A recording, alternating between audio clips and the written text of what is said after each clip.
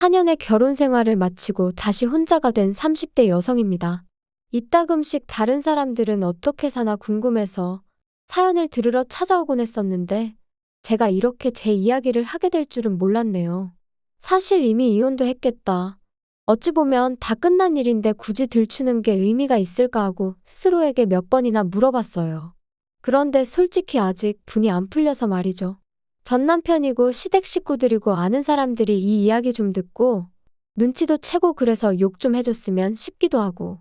좀 유치한가요? 남편하고는 제 나이 31살에 소개팅으로 만났어요. 그런데 이렇게 말하면 어떻게 들릴지 모르겠지만 사실 저는 결혼에는 원래 그다지 뜻이 없었거든요.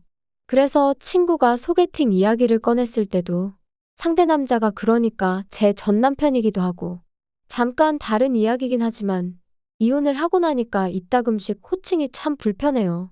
전 남편 부르기도 그렇고 남편이라고 부르자니 괜히 성질나고. 그래도 일단은 남편이 간결하니까 남편이라고 부르겠습니다. 다시 본론으로 돌아가서 친구가 소개팅 할 거냐 물었을 때 제가 먼저 물었어요. 소개팅에 나올 사람이 혹시 연애 상대를 찾는 건지 아니면 결혼을 전제로 만남을 원하는 건지 말이에요. 그런데 친구가 사람 앞날을 누가 장담할 수 있냐며 연애하다 헤어질 수도 있고 결혼할 수도 있고 그거야 아무도 모르지 그러대요. 하지만 저는 괜한 원망을 듣는 건 한 번이면 족하다 싶어서 그런 식이라면 차라리 나가지 않겠다 했습니다. 사실 저는 예전에 교제하던 남자와 헤어지는 과정에 있어서 온갖 막말을 들었던 적이 있어요. 저 때문에 자기가 시간 낭비, 돈 낭비를 했다면서 말이죠. 하지만 정말 억울했던 게 그 당시에도 저는 결혼에는 뜻이 없었고 남자도 분명히 알고 있었거든요. 그것도 연애 초반 때부터요. 하지만 남자가 말하길 사귀다 보면 제 생각이 달라질 줄 알았답니다. 자기가 잘해주면 생각을 고쳐먹을 줄 알았다나요? 어이가 없어서.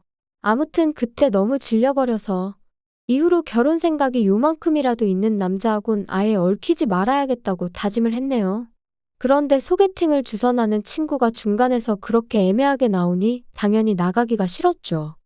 하지만 친구는 이미 제 사진을 상대 남자에게 보여줬고 그쪽에서 저를 너무 만나보고 싶어 한다며 나중엔 거의 사정을 하는데 제 다짐도 다짐이지만 친구를 더는 곤란하게 만들고 싶지가 않았습니다. 그래서 그럼 그냥 밥이나 한 끼 먹고 온다 생각하고 나갔다 오겠다니까 정말 고맙다고. 그래서 마침내 남편과 만나게 되었네요. 남편은 저와 마찬가지로 회사를 다니는 평범한 직장인이었어요. 특출난 매력은 없었지만 대화를 나눠보니 사람 성격이 전반적으로 둥글둥글하고 모난 구석이 없었죠. 가끔 실없는 농담을 던지는 게 조금 거슬리긴 했지만 그것도 알고 보니 어떻게든 저랑 좀 더 같이 있으려고 나름대로 한 노력이었다는 걸 알게 되었을 땐 좀 감동이기도 했고. 하지만 몇 번 대화를 나눠보니 남편은 나이가 나이였던 만큼 역시나 결혼 상대를 찾고 있다는 걸 알게 되었고 저는 그게 아니었잖아요. 그래서 결국 그렇게 두어 달쯤 만남을 이어가다가 제가 이쯤에서 그만 만나자 했어요. 계속 만나봤자 서로한테 좋을 게 없을 것 같다고요. 그런데 남편이 저한테 도대체 왜 결혼의 뜻이 없냐는 거예요. 그래서 저도 솔직하게 털어놓았어요. 평범한 가정에서 사랑을 많이 받고 자랐지만 어째서인지 나는 좋은 부모가 될 자신은 없다. 그래서 아이 생각이 없다. 그리고 아이를 키울 것도 아닌데 굳이 결혼을 해야 하나 싶다. 뭐 대충 이렇게 얘기했던 것 같아요. 그런데 한참을 듣고 있던 남편이 자기도 솔직히 말하겠다더니 자기는 아이를 못 갖는답니다. 20대 때 사고를 당해서 아이를 가질 수 없게 되었다고요. 그러면서 그러니까 오히려 잘 되지 않았냐고. 우리 둘 다 서로만 바라보고 살면 된다 하는데. 솔직히 친정에서는 제가 하루빨리 좋은 사람을 만나 시집을 가기를 바라셨어요. 짐작컨대 저희 부모님도 일단 어떻게든 제가 시집부터 가서 살다 보면 마음이 바뀌지 않겠나 싶으셨던 거겠죠. 그리고 자식된 도리로서 죄송스러웠던 것도 사실이에요. 그러니 이런저런 상황을 고려해 봤을 때 남편하고 결혼해도 괜찮겠다 싶대요. 친정 부모님껜 죄송하지만 남편의 불임 문제는 나중에 천천히 말씀드릴 생각이었고요. 결혼 생각이 없었던 저였지만 막상 결혼을 하겠다고 마음을 먹으니 그래도 아예 아무것도 안 따질 수는 없더라고요. 특히나 일찍이 시집간 사촌 언니가 1년 만에 10kg 가까이 살이 빠질 만큼 시집살이로 마음고생하는 걸 듣고 봤던지라 나름대로 시댁에 대해서 최소한의 기준은 둘 수밖에 없었죠. 그리고 처음에 인사를 드리러 갔던 날 저더러 고맙다며 눈물을 흘리시는 걸 보고는 막연히 마음이 여리신 분들이구나. 그러니 좋은 분들일 거라고 생각하게 됐던 것 같아요. 물론 지금은 섣불리 판단했던 제 자신이 한심할 뿐이지만 아무튼 그리고 경제적인 부분은 저희 친정이랑 비슷했어요. 그래서 한동안은 여러 가지로 좋은 시댁을 만났다고 생각했습니다. 남편보다 3살 많은 형, 그러니까 아주버님이 이혼을 하기 전까지는요. 저희 부부가 결혼한 지 1년쯤 되었을 때 아주버님과 형님이 이혼을 하셨어요. 시댁 식구들 사이에서는 이혼의 원인이 형님한테 있다고 했지만 저는 솔직히 두 사람 모두 문제가 있다고 생각했죠. 왜냐하면 제가 듣기론 아주버님이 결혼한 지 2년 만에 외도를 하셨고 그걸 알게 된 형님이 이후로 술에 의존하게 되었다 들었거든요. 그리고 언젠가 형님이 하소연하기로는 자기는 어떻게든 참고 살아보려고 했다. 그런데 애아빠, 그러니까 아주버님이 자기를 여자로 봐주질 않더랍니다. 게다가 형님이 참고 살려는 이유는 시조카들 때문이었다는데 아주버님은 형님이 어디 가서 무슨 재주로 벌어먹고 살겠냐고, 그러니 막말로 지가 안 참으면 어쩔 거냔 식으로 걸핏하면 형님을 무시했나 봐요. 아무튼 부부 사이의 일은 결국 부부만 아는 일이라지만 결국 형님의 알코올 중독이 심해져서 아주버님이 양육권을 갖게 되고 그렇게 이혼을 하게 되었습니다. 그래도 초반에는 큰 문제는 없었어요. 아주버님이 시조카들을 데리고 시부모님과 함께 살기 시작했거든요. 그래서 평소에는 시부모님이 시조카들 양육을 도와주셨고 일 없는 주말에는 아주버님이 도맡아서 한다 들었죠. 그리고 저는 저대로 남들이 보통 조카들한테 하듯이 이따금씩 맛있는 거 사주고 어린이날이나 생일이면 선물 하나씩 사주는 정도만 했어요. 그런데 아주버님이 이혼한 지 한 2년쯤 되었을 무렵 만나는 여자분이 생기면서 그때부터 시조카들한테 좀 소홀해졌나 봐요. 그리고 그 부담이 저에게 올 줄은 꿈에도 몰랐네요. 결혼하고 제가 어머님한테 그래도 감사했던 건 그다지 먼 거리가 아니었음에도 불구하고 필요 이상으로 저를 부르신 적이 없으셨다는 거예요. 그런데 아주버님이 데이트를 시작하면서 주말에도 어머님이 시조카들을 보게 되는 상황이 잦아지셨고 어머님도 연세가 있으셨으니 시조카들, 그것도 5살, 7살 남자아이들을 혼자 보시는 게 쉽지는 않으셨을 테지요. 하지만 그래도 그렇지. 언젠가부터 하루가 멀다 하고 저를 부르기 시작하셨습니다. 퇴근했니? 뭐하니? 애들이 작은엄마 보고 싶다고 난리네. 그리고 저도 처음에는 그래. 어머님 말동무도 해드릴 겸 좀 도와드리고 오자고 좋은 마음으로 시댁에 들리곤 했었거든요. 거짓말이 아니라 평일에 한두 번, 주말에 한 번, 그렇게 한 3달 가까이를요. 그런데 저도 사람이다 보니 결국 지치더라고요. 특히나 하도 저녁만이라도 먹고 가라셔서 가면 아주버님이 귀가할 때까지 저를 못 가게 하셨는데 창살 없는 감옥이 바로 이런 건가 싶었죠. 그뿐만이 아니었습니다. 시조카들한테는 계속해서 작은엄마가 와서 너무 좋지? 작은엄마랑 같이 하니까 너무 좋지? 작은엄마랑 다음엔 어디 가자고 할까? 이게 겪어보지 않은 사람은 이해가 안 될 수도 있는데 정말이지 너무 부담스럽고 나중엔 그냥 뭐라고 표현을 할 수가 없어요. 말 그대로 정말 미치겠더라고요. 심지어 한 번은 새벽 2시인가? 큰애가 아프다면서 일을 어쩌면 좋으냐고 저한테 전화를 하셨습니다. 남편도 아니고 저한테 말이죠. 그래서 제가 아주버님은 어디 계시냐니까 아주버님은 애인이랑 캠핑 갔다고. 너무 열받아서 그 전화 그대로 남편한테 넘겼어요. 그랬더니 나중에 어머님이 말씀하시길 큰애가 그러더랍니다. 작은엄마랑 병원에 같이 가면 나을 것 같았다고요. 물론 저는 지금도 큰애가 그런 말을 했을 거라곤 믿지 않지만요. 아무튼 이러한 일들이 반복되고 저는 도무지 참을 수가 없었습니다. 그래서 남편에게 어머님한테든 아주버님한테든 확실히 이야기를 좀 해줘. 왜 자꾸 나한테 뭘 기대하시는지 모르겠네. 좀 이해 좀 해줘라. 어머니 입장에선 며느리라고 너 하나니까 그렇지. 그리고 솔직히 한 가족인데 서로 좀 도와가며 지내야지.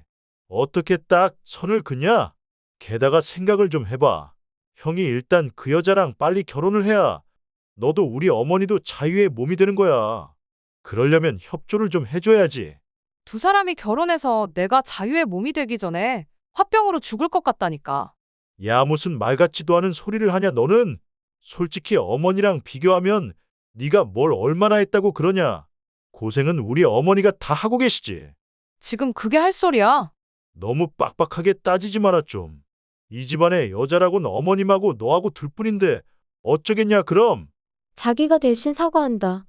미안하다. 너 정말 고생한다. 그런 인사까지는 기대하지도 않았어요. 하지만 적어도 남편이 그토록 뻔뻔하게 아나무인으로 나올 줄은 꿈에도 상상하지 못했죠. 그리고 덕분에 그나마 마음 한켠에 있던, 그래도 내가 작은 엄마인데 이 정도는 하는 게 맞나 하는 그 찜찜함도 전부 날아가 버리대요. 게다가 이렇게 다투고 얼마 지나지 않아 어머님 생신이셨어요. 그래서 온 가족이 모였는데 아주버님 재혼 이야기가 나왔습니다.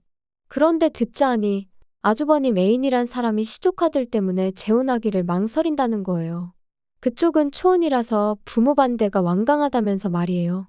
그러니까 이번엔 어머님뿐만 아니라 아버님까지 저를 힐끗힐끗 바라보시면서 애들 거취 문제야 뭐 가족 간에 상의를 해서 차차 방법을 찾아보면 된다 하시는데, 아니 멀쩡히 애 아빠가 살아있는데 무슨 애들 거취 문제를 가족 간에 상의를 한다는 건지, 그리고 나는 왜 자꾸 쳐다보시는 건지 이래저래 너무 짜증이 나더라고요. 게다가 그 와중에 아주버님은 저랑 눈이 마주치니까 어이없게도 윙크를 하면서 재수씨 잘 좀 부탁해요 이러는데, 순간 욱해서 뭘 부탁하냐 했습니다. 부탁하지 마시라고, 궁금하지도 않고 알고 싶지도 않다면서요. 그리고는 도무지 끓어오르는 화를 참을 수가 없어서 뒤도 안 돌아보고 그냥 제 핸드백이랑 차키만 챙겨서 식당에서 나왔거든요. 그랬더니 남편이 쫓아나와서는 너는 좋은 날 꼭 이렇게까지 해야겠냐? 형 애인 쪽에선 당연히 꺼려지는 자리이고 어쨌든 우리가 지금 우리니까 어쩔 수 없잖아. 왜 우리가 의리야? 아주버님이나 의리지.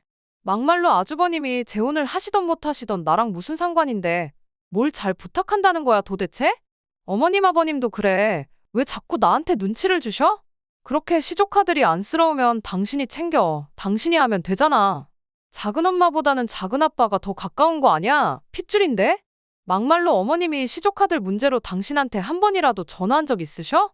넌 뭐 그런 걸 지금 따지고 드냐? 진짜 사람 피곤하게 한다. 아무튼 우리 부모님한테 사과드리고 형한테도 미안하다고 해. 웃기고 있네. 사과를 받으면 받았지 내가 지금 하게 생겼니? 분명히 우리 두 사람 서로만 바라보고 살자 했고 그 약속 하나 믿고 한 결혼이었는데, 시간이 흐를수록 시부모님도 남편도 말도 안 되는 요구를 해대니 얼마나 스트레스를 받았는지 몰라요. 하지만 적어도 어머님 생신날 제가 보인 행동은 시댁 식구 모두에게 제 생각이 어떤지 분명히 보여주는 일이었다고 믿었습니다. 그러니 더는 시댁 식구들 중 그 누구도 저에게 시조카를 맡길 생각은 하지 못할 거라 생각했고요. 하지만 제 예상은 보기 좋게 빗나가 버렸어요. 오히려 서로 속내가 다 드러나서 그런가 아주 그냥 배째라는 식으로 나왔으니까요. 어머님 생신 이후로 한 달 정도 지났을 무렵이었습니다. 큰애에게 핸드폰이 생겼는지 언젠가부터 계속해서 큰애에게서 문자가 오더라고요. 그리고 그 내용은 대부분 작은엄마 뭐 하세요? 작은엄마 요즘 왜 안 오세요? 작은엄마 보고 싶어요. 그리고 저는 그 문자들이 전부 어머님이 시켜서 시조카가 보냈다 싶었기에 무시해버릴까 싶다가도 혹시나 일말의 가능성으로 시조카가 자진해서 보낸 거면 어쩌나 하는 생각에, 사실 이 모든 상황에서 시조카가 잘못한 건 없는데 괜히 애한테 상처를 주게 되면 안 되잖아요? 정말이지 문자 하나가 올 때마다 온종일 이런저런 생각과 고민으로 얼마나 마음이 갑갑했는지 몰라요. 그리고 정말 이렇게 살다간 내가 어떻게 될지도 모르겠단 생각에 결국 시조카에게 앞으로 작은엄마에게 하고 싶은 이야기가 있으면 작은아빠한테 하라고 했네요. 그러면 작은아빠가 작은엄마한테 전해줄 거라면서 말이죠. 그런데 황당한 건 그 이후로 시조카가 남편에게 문자를 하는 일은 단 한 번도 없었습니다. 이것도 나중에 어머님 말씀으로는 시조카가 단단히 상처를 받아서 안 한 거라는데, 그 내막을 솔직히 누가 알겠어요? 제가 그것까지 배려할 수는 없는 노릇이었고요. 그리고 이제 정말 상황이 어느 정도 정리가 되었구나 싶었던 때였습니다. 3달 가까운 시간 동안 어머님은 저에게 오라가라 말씀하지 않으셨으니 저도 어느새 한결 홀가분한 마음으로 일상을 보내고 있었죠. 남편하고의 관계는 예전만 못했지만 적어도 부딪히는 일은 거의 없었고요. 그런데 평소처럼 야근을 하고 집에 도착해 현관을 여는데 저는 순간 제가 남의 집에 잘못 들어온 줄 알았어요. 왜냐면 현관에는 아이들 신발이 놓여 있었고 늦은 시간이었는데도 TV 소리가 흘러나오고 있었으니까요. 하지만 이내 저는 그 아이들이 바로 시조카들이라는 걸 알게 되었습니다. 황당해서 남편에게 이게 다 무슨 일이야? 쟤들이 여기 왜 와 있어? 어머니 허리 디스크가 터져서 이제 쟤들 못 보신대. 정말이야? 그럼 일단 병원부터 모시고 가봐야 되는 거 아니야? 아, 뭐 병원은 알아서 가시겠다니까 신경 쓸 거 없고. 걱정이네. 아니 근데 그렇다고 해도 왜 쟤들이 우리 집에 있어? 아직 그 집에 아버님도 계시고 아주버님도 있잖아. 남자 둘이서 쟤들을 무슨 수로 보냐? 아니 아주버님이 애 아빠인데 왜 애들을 못 봐? 그리고 당장 주말 지나면 당신도 나도 출근해야 되는데 우리 집에서 쟤들을 누가 본다고 데려왔냐고. 그래서 말인데 회사에 휴가 좀 내. 누군가 한 명은 쟤들 봐줘야지. 그럼 당신이 내던가. 억지 좀 쓰지 마라. 너가 봐야지 내가 쟤들을 어떻게 보냐? 야, 그리고 왜 작은 엄마라고 부르겠냐? 엄마 없으면 대신 엄마 역할을 하라고 작은 엄마인 거야. 엄마 소리 듣는 게 뭐 아무런 이유 없이 듣는 건 줄 알았어? 당신 뭐 잘못 먹었어? 아까부터 왜 이렇게 헛소리를 해대? 작은 엄마가 무슨 엄마 소리야, 엄마 소리는? 그리고 내가 언제 작은 엄마 하고 싶댔어? 작은 엄마가 무슨 벼슬도 아니고 웃기지도 않네, 진짜. 하지만 남편은 좀처럼 고집을 꺾지 않았고 정말이지 이런 식으로 나가다간 제가 시조카드를 떠안게 생겼다 싶더라고요. 그래서 저는 이튿날 새벽 남편과 시조카들이 아직 잠에서 깨지 않았을 때 제 집만 챙겨서 친정으로 향했습니다. 솔직히 집을 나오면서도 내가 뭘 잘못한 것도 아닌데 왜 이렇게 나와야 하나 싶었지만 동시에 어물쩍거리다 시조카들하고 마주치면 또 거기다 뭐라고 설명을 해야 할지도 모르겠고 아이들한테 저희 부부가 큰 소리 내는 걸 보여주고 싶지도 않았고요. 그래서 일단은 집에서 나왔어요. 친정에 도착한 지 1시간쯤 지나니까 남편에게 연락이 왔습니다. 어디냐 묻길래 친정이라고. 시조카들 문제 해결할 때까진 난 친정에서 지낼 테니 그런 줄 알라 했죠. 그랬더니 남편이 한다는 말이 저더러 왜 이렇게 인정머리가 없냐는 거예요. 그리고는 다른 사람들은 생판 모르는 남도 데려다 키우던데 너는 뭐가 문제야? 넌 모성애라는 게 없냐? 네가 그러고도 여자야? 진짜 정 떨어진다. 그걸 지금 말이라고 해. 모성애고 뭐고 내가 애시당초에 낳을 생각 없다고 했던 거 기억 안 나? 근데 이제 와서 나더러 시조카를 키우라고 하면 내가 그래 알겠어 하고 키울 줄 알았던 거야? 그리고 뭐 여자 맞냐고? 아무렴씨 없는 너도 남잔데 내가 여자가 아닐 리가 있어. 너 지금 말 다 했냐? 너 터진 입이라고 아무렇게나 말하는데 입 조심해라. 당신이 먼저 시작했거든?